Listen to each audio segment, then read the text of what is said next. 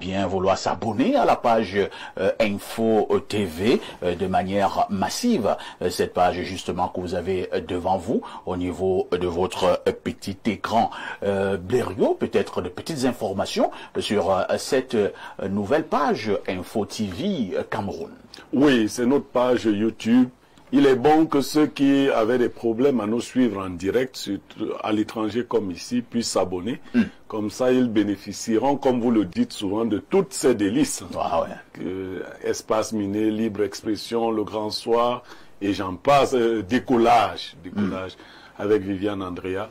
Donc, je pense que c'est une réponse au harcèlement que nous avons reçu, mérité, pour que nous nous arrimions à la modernité. Nous sommes donc en train de le faire.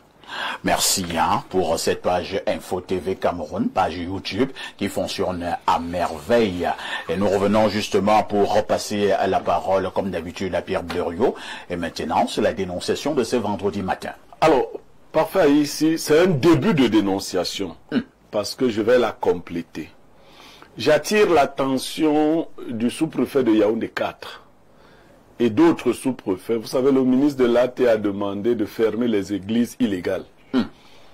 Dans le cas de Yaoundé 4, le sous-préfet lui-même a fait une descente et tout s'est bien passé. Ouais. Mais un sous-préfet, ça ne descend pas tous les jours, ça envoie les collaborateurs. J'attire son attention sur certaines pratiques de ses collaborateurs lorsqu'ils descendent. Ce n'est pas toujours ce qu'on leur a demandé de faire qu'ils vont faire là-bas. Parce qu'il ne faut pas qu'une action qui doit être noble perde de sa noblesse. Les gens descendent, ils vont faire des camerouniaiseries. Ils te trouvent là, ils créent un motif. Ça devient comme les faux agents des impôts faisaient avant, là, ou les petits agents. On se comprend. On va là-bas pour arnaquer. Parce que j'ai eu un pasteur qui s'est plaint. Qu'est-ce qu'on dit? Regardez la voiture du pasteur. C'est-à-dire, les gars viennent, c'est pas les papiers qui les intéressent et autres, la voiture du pasteur. La voiture du pasteur, quoi, il Et voilà, elle, c'est une voiture luxueuse. Donc, de toutes les façons, on va fermer. Parce qu'il a une voiture luxueuse. Oui, et puis le pasteur viendra négocier. Non. Vraiment, il ne faut pas galvauder, n'est-ce pas, l'idée ingénieuse du MINAT. Il ne faut pas la galvauder.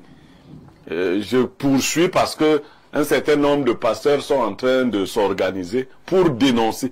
Une fois que ce sera fait, moi je vais suivre la méthode, c'est-à-dire me rapprocher du sous-préfet ou des sous-préfets. Mais je voudrais attirer l'attention du sous-préfet de Yaoundé 4 sur les pratiques peu orthodoxes de ses collaborateurs qui descendent. Parce qu'en même temps, c'est comme si on choisit les gendarmes et les policiers les plus corrompus pour accompagner. J'ai jamais compris l'affaire des descentes là. C'est-à-dire que le policier ou le gendarme qui accompagne ces gens, lui il attend seulement qu'on lui dise que... Non, ils sont organisés. Non. Même dans l'affaire de la pose des... Comment on appelle les trucs qui bloquent les voitures là. Les sabots. Il y a toujours un mauvais policier qui est là. C'est lui qui te dit viens d'abord. Non, voilà. Merci, Merci pour cette dénonciation. On commence par Jeanne-Rosine Mvondo. C'est vrai que plusieurs Camerounais avaient applaudi la décision du ministre de l'administration territoriale, M. Paul Atanganji, qui disait qu'il devait fermer les églises de réveil illégales. Maintenant, le sous-préfet de Yaoundé 4 est passé à l'action pour fermer certaines églises illégales et qui avaient un fonctionnement bizarre au niveau de sa circonscription. Beaucoup ont applaudi et Blériot est clair. Il ne faudrait donc pas qu'une bonne initiative à la base soit maintenant, entre guillemets, sabotée par certains collaborateurs véreux du sous-préfet. Parfois ici, j'ai dit toujours sur ce plateau que nous sommes entourés d'une nation corrompue. De telle enseigne que lorsqu'on envoie les collaborateurs sur le terrain, pas juste sur le plan de l'Église, enfin ici, il y a toujours, comme l'a dit Blériot, un petit policier vraiment de moralité douteuse qui est là, c'est juste la tenue qui fait de lui quelqu'un et qui arrive et qui commence, c'est lui qui donne d'abord des ordres. Et lorsque les collaborateurs sont habituellement, il est très nerveux. il a l'âme, hein, et la main est toujours sur l'âme. Donc, une façon de vous dire que ne vous amusez pas. Mais déjà, le ministre Atangandji, bien qu'on puisse le critiquer, mais c'est quelqu'un de réfléchi. Pour Atangandji, lorsqu'il pose un acte, il ne le pose pas anodinement. Il sait pourquoi il le fait. Et lorsqu'il envoie donc ses collaborateurs, tels le sous-préfet, qui aussi a une lignée à suivre, ces personnes qui arrivent sur le terrain, parfois ici, ne font jamais leur travail. Lorsqu'ils arrivent, ils trouvent, par exemple, on l'a dit tout à l'heure, la voiture du pasteur. Est-ce que vous êtes sûr que c'est à partir de l'église que le pasteur a eu sa voiture? Personne il peut avoir d'autres activités, hormis son église. Ça peut être un don. Voilà, exactement. Il peut vendre une partie de son terrain. Parfois, ici, il peut être héritier quelque part. Et on lui a donné, il a acheté sa voiture. Donc, lorsque ces collaborateurs arrivent donc sur le terrain, ils ne regardent pas, ils ne demandent jamais la paperasse. Dès qu'ils arrivent, ils disent, on fait comment? Oui, on fait comment? Et là, le policier te tire à côté. Le policier te regarde d'abord. Et quand il te regarde, c'est pour que tu dises que non, grand frère, allons de côté, je vous donne. Allons causer. Causons un peu. Et lorsque un collaborateur tel rentre chez lui avec un agent qui n'a même pas travaillé, parfois ici, il regarde sa famille comment? Il se dit qu'il fait comment? Il ne sait rien. Donc moi je me dis toujours qu'il faudrait que lorsqu'on envoie ces collaborateurs sur le terrain, qu'il y ait de même déjà une note de mission. Cette note de mission qui prouve que oui, vous êtes là pour votre travail. Et dans la note de mission, il y a les sous-signés qui sont là. On dit peut-être bon, l'agrément d'ouverture, l'agrément de création, on voudrait voir tout cela, le récépissé, qu'est-ce qui prouve que vous devez être en activité. Donc tous ces papiers-là, ces documents-là sont à demander. Mais comme nous nous connaissons au Cameroun, lorsqu'on arrive, la paperasse vraiment c'est pour l'administration. Mais là, sur le terrain, il faudrait qu'on... Non, il y a certains policiers te disent, grand frère, est-ce qu'on mange les papiers? Pas ici.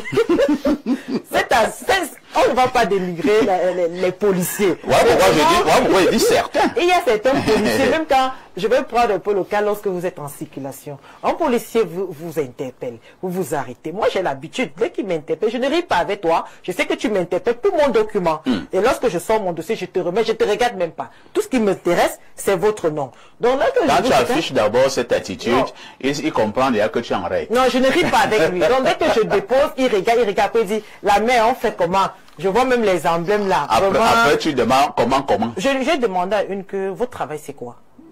Votre travail c'est de regarder. Toi, c'est Rosine. Ouais. Nous-mêmes on donne aussi une bière au gars. Pourquoi? Non, mais il est sous le soleil. Ah bon? Non, mais je suis sous le soleil. C'est pas parce que nous-mêmes ici, il faut tuer. C'est pas facile, hein? Donc, je souhaiterais que lorsque le ministre Atangandji envoie ses collaborateurs sur le terrain, que ces personnes puissent faire leur travail. Très bien. On passe la parole à Amadou Djika. Vous êtes d'ailleurs habitué des tronçons depuis de très longues années, mais sauf simplement que la dénonciation de ce matin a beaucoup plus trait à les églises, à certaines églises de réveil, parce que le sous-préfet de Yaoundé 4 avait pensé qu'il fallait passer à la vitesse supérieure en fermant certaines églises de réveil qui ne respectent pas la réglementation. Maintenant, certains collaborateurs de ce même sous-préfet qui vont donc sur le terrain pour justement mettre en pratique cette décision brillent par des comportements bizarres et font plutôt dans l'arnaque. Est-ce que c'est sérieux, Amadou? Pas du tout. Encore quand vous parlez des églises, c'est les gens dédiés. Nous pensons que les mosquées et les églises doivent être sacrées. Nous ne pourrons pas être, n'est-ce pas, profanés n'importe comment. S'il y en a des anomalies et que le ministère décide maintenant de prendre des dispositions, soit fermeture ou... Mais la fermeture ou autre ne pourront se faire qu'après vérification. Donc je pense... Comme a dit madame, si le sous-préfet ou les autorités compétentes descendent sur le terrain, c'est d'abord aller vérifier. Est-ce qu'ils sont dans l'ordre et de l'art? Oui. Sinon, quelles sont les anomalies? On les prélève et puis on va rendre compte. C'est après que la décision va tomber. Moi, je pense que c'est comme ça que ça devait se faire. Les églises, je répète, les mosquées sont sacrées. Ils représentent le symbole de l'adoration des dieux sur terre. Merci. En face de vous, François Touk, si vous êtes donc un mauvais agent d'une sous-préfecture qui est allé vérifier si les églises sont en règle. Ça ne concerne pas seulement les églises de réveil. Hein. Si les églises sont en règle, maintenant tu tombes sur une église qui est en règle et toi tu commences à mettre sur pied ce genre de pratique. Est-ce que Dieu ne peut pas te foudroyer? Merci. Je veux poser la question parce que c'est même un problème qui me tient à cœur. Lequel? Le problème des églises là. Et pourquoi? Faudrait donc orienter les églises éveillées ou réveillées ou endormies. Qu'est-ce qu'il fait quoi? Trouve les jouissances, on arrête, on parle à Dieu avec la force, avec les tam-tams, à la longueur de la nuit, ou toi au quartier, tu ne peux pas dormir, tu n'as pas le droit. Vous avez un problème. Oui, oui. Tu vas à la dénonciation là. Ta femme. Toi, tu es mais non, il faudrait qu'on oriente ça. Il est vrai que de l'autre côté, nous sommes des serpents à sonnette. Quand on vous envoie pour faire X, vous le transformez à votre état propre, pour vos propres intérêts. Il y a ça aussi. C'est là où il faut orienter. Mais ces églises-là, je connais la mission catholique, protestante, musulmane. À l'époque, il y avait les témoins de Jéhovah. Ils sont morts. Les 1000 autres là maintenant, il faut vraiment bien les orienter, bien les suivre. Non, les autres là, toi, tu ne les connais pas. Il n'est pas né avec ça. Je l'ai subi. T'as bien vécu la Je l'ai subi. Vous avez un problème particulier contre les églises de réveil, hein? Je l'ai subi. Vous êtes victime? Ouais. En aller-retour. Donc là, pour vous, si on pouvait me fermer toutes ces églises de réveil là, ça vous arrangerait. Il faut appliquer la réglementation. Qu'est-ce que les textes de droit disent? Relever leurs défaillances, leurs manquements avant d'arriver à la fermeture. Parce qu'on a... C'est une seule dent qui fait pourrir et sentir mal la bouche. C'est pas toutes les dents. On peut compter par 10 alliés. Enfin, 7 jours de la semaine, personne ne peut être parfait les 7 jours. S'il y a lundi, mardi, on prend celui en considération. Les 5 autres, on sacrifie. Merci, hein, François Touk, pour votre réaction. Vous n'êtes pas très loin de Douk. On a Alain Douk ici. Hein. Vous êtes François Touk. On passe la parole à Pierre Blériot. Pierre Blériot, votre réaction en pareille circonstance, ce que devrait faire le sous-préfet de Yaoundé 4, parce que c'est lui et qui nous intéresse prioritairement ce matin. Non, il faudrait qu'il rappelle à l'ordre ses collaborateurs, qu'ils sachent qu'il y a un œil qui est posé sur eux. Et puis quelqu'un l'a dit, quoi qu'on dise, c'est quand même des lieux de prière. Il ne faut pas aller les profaner, il ne faut pas aller là-bas comme si on allait au marché, Mvogadamokolo, non. Quand on arrive quand même là-bas, c'est pas parce que même si vous avez un ordre de mission, traitez ces personnes avec toute la dignité à laquelle ils ont droit, ou elles ont droit, ces personnes. Vous arrivez, vous trouvez un pasteur, vous lui non, parce que vous avez un ordre. Non, ça ne se passe pas comme ça. Un État civilisé ne fait pas des choses comme ça. Je crois que quand lui-même il est descendu, c'est pas comme ça que ça se faisait. Mais vous savez, quelqu'un a dit, nous sommes des serpents à sonnette. Une fois que l'autorité elle-même n'est plus là, les gens changent la nature du travail. Il faut maintenant que le travail rapporte de l'argent. C'est-à-dire, on va créer des choses de toutes les façons. On ferme d'abord, tu viens à la sous-préfecture, comme si c'était des voitures qu'on sabotait. Non. Quand vous le faites, si vous le faites en violation de la loi, vous imaginez le mal que vous faites à ces chrétiens-là. Quoi qu'on dise, certaines de ces églises apportent aussi du bien aux familles. Tout à fait. Il y a des gens qui, aujourd'hui, n'ont d'équilibre de vie que parce qu'ils vont à l'église. Chacun sait sur quoi il compte. Moi, je ne peux... La Bible le dit. Vous qui êtes forts, ne vous moquez pas de ceux qui sont faibles. Il y en a qui ont besoin des béquilles pour marcher. Qui ont besoin d'aller prier, d'aller même dormir à l'église parce qu'à la maison, on le pourchasse. Il y a les esprits qui le pourchassent dans la chambre, au salon, sur la toiture. C'est vrai que là-bas qu'ils trouvent... C'est vrai ça. Qu'ils trouvent un peu de paix. Il y en a qui ont trop de problèmes avec le foyer et tout le reste. Ils ont des problèmes d'élection. Il y a des problèmes d'élection et tout ça. Il y en a qui, beaucoup de personnes trouvent du réconfort. Vous ne pouvez pas venir seulement comme ça parce que vous avez un papier, vous fermez-moi ça. Non, non. Donc nous attirons son attention là-dessus afin, lui-même connaissant ses agents, déjà qu'il leur fasse, qu'il leur remonte les bretelles pour ceux qui ne sont pas corrects. Et qu'il veille aussi à ce qu'il n'y ait pas d'arnaque sur le terrain. Merci Pierre Blériot. Nous prenons cette messagerie. Bonjour Monsieur Parfait ici et à vos panélistes. Juste pour savoir si l'émission de ce vendredi 14 mars 2025 est en direct, car c'est pas marqué direct. C'est le Ludovic Niemek de Titi Garage. Bon, elle est bel et bien en direct, hein, si elle n'est pas marquée direct. Mais si on a lu son message, c'est qu'elle est en direct. Voilà, c'est la preuve de ce qu'elle est en direct. Maintenant, soit vous avez un problème avec votre poste téléviseur, ou alors on va voir ça avec notre réalisateur. Mais l'émission est en direct, vraiment. Autre message, bonjour Parfait, bonne émission. J'ai une préoccupation. Pourquoi les fidèles musulmans bloquent la voie publique sans autorisation lors des prières, que le ministre interdise ce comportement? C'est Mirabeau depuis Douala qui envoie le message. Certains musulmans m'avaient menacé. Hein. On avait parlé de cette affaire il y a plus d'1 an. C'est aussi un phénomène au Cameroun. C'est dit certaines voies publiques, surtout les vendredis. Vous empruntez une voie, vous trouvez que c'est bloqué. Ouais. Au dernier, il y a quoi? On dit que non. Il y a prière. Oh là là, il y a prière. Bon, si toi tu pries, moi je ne dois donc plus passer. Effectivement, on voit même sur la voie de Mousso. Il le faut. La vérité, c'est que chaque fois que vous voulez parler des musulmans, il faut prendre des pincettes. Ah bon? Oui, oui. Heureusement, un imam est ici. Voilà, des pincettes. Il pourra nous expliquer. Ils ne sont pas aussi doux que les chrétiens. Ah bon? Ils laissent pas.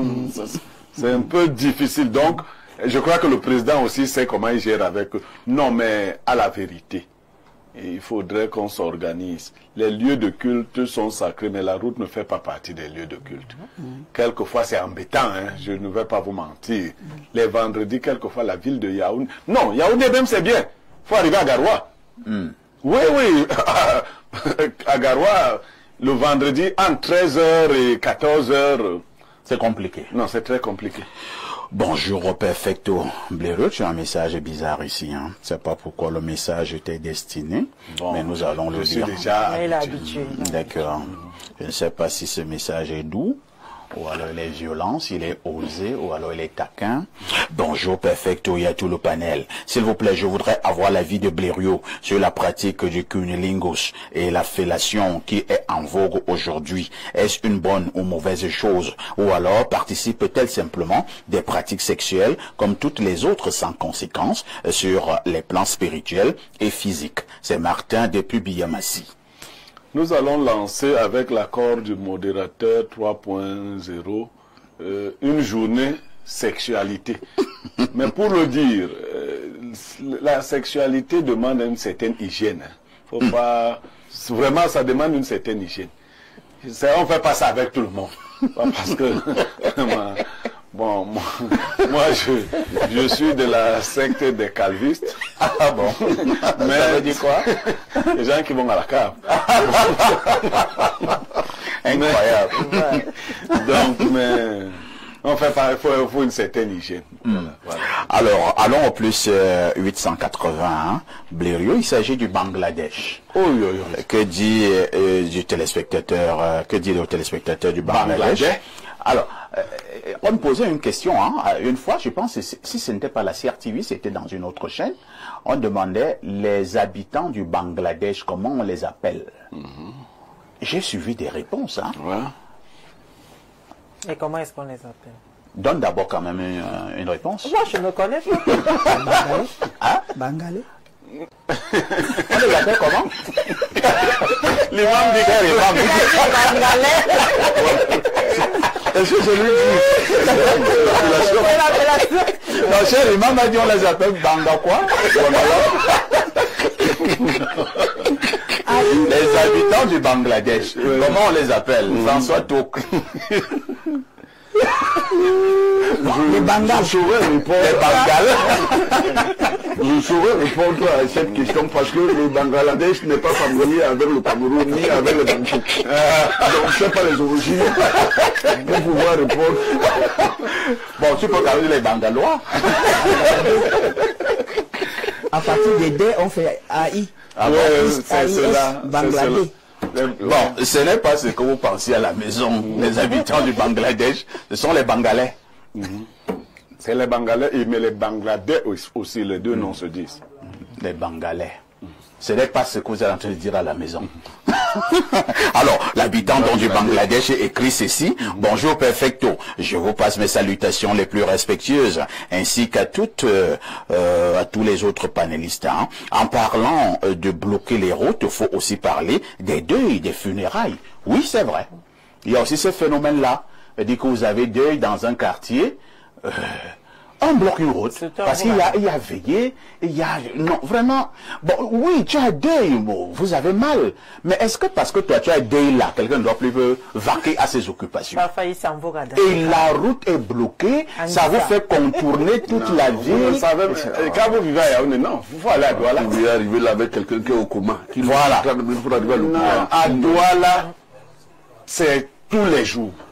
Vous avez quelqu'un, vous parlez dans la voiture, il est très malade, et il est presque au coma, vous êtes en train d'aller en petite vitesse à l'hôpital, et vous trouvez qu'on a bloqué la route parce qu'il y a un veillé. Vous parlez de veillé, à Douala, les gens décident de boire sur la chaussée. À partir de 19h, ils mettent les tables sur la chaussée. C'est là qu'ils boivent. C'est le meeting.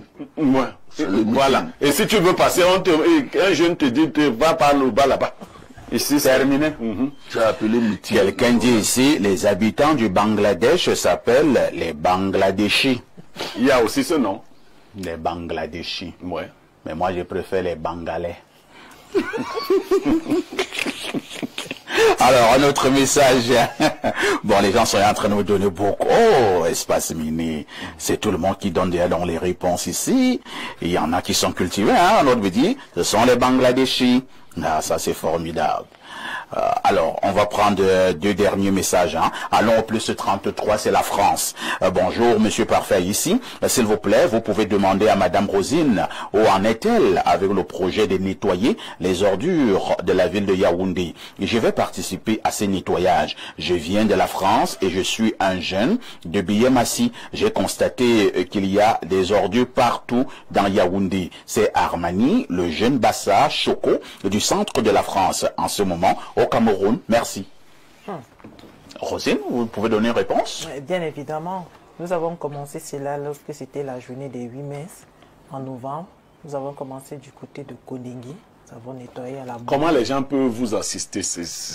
Parce que moi aussi j'ai des gens qui aimeraient assister. Hein. Donc on pourra se faire contacter en offre. Ouais, bon, peut-être appelez-moi en offre et je vais vous mettre en contact avec Rosine pour voir ce que vous pouvez faire pour accompagner Rosine, pour enlever les ordures. Je vous dis que c'est un scandale. Non, c'est grave, parfois. Je suis passé du côté la ville pue. Je suis passé du côté de Nkolfoulou, c'est grave parfois ici. Mais chose curieuse, c'est que Isaac a déjà des Akamé juste à côté, mais les ordures envahissent Yaoundé.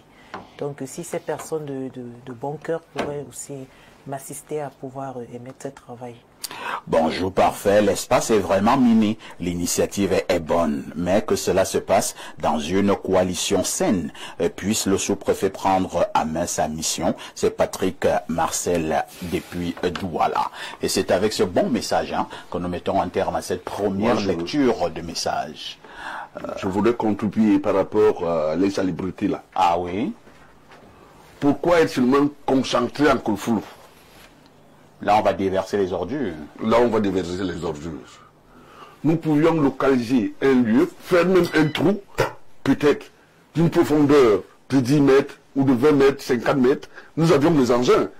Dès que c'est plein, on rampe, on va ailleurs. Pourquoi seulement en Kolfoulou? Est-ce qu'il y a un problème avec un Kolfoulou?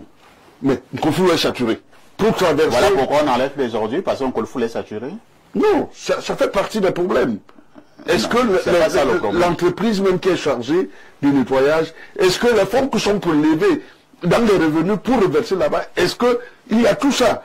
Mais quand il faut voir que tu pars de Hala pour traverser toute la ville, aller en Colombie. Au lieu de prendre ici, aller créer une varie après un bancomo. Bon, là, c'est un autre débat. Hein. Nous n'en sommes pas encore là. Nous sommes encore au niveau que enlevons d'abord les ordures. Là, c'est un autre débat. Et mettre où avaler? Une touche pour s'impose.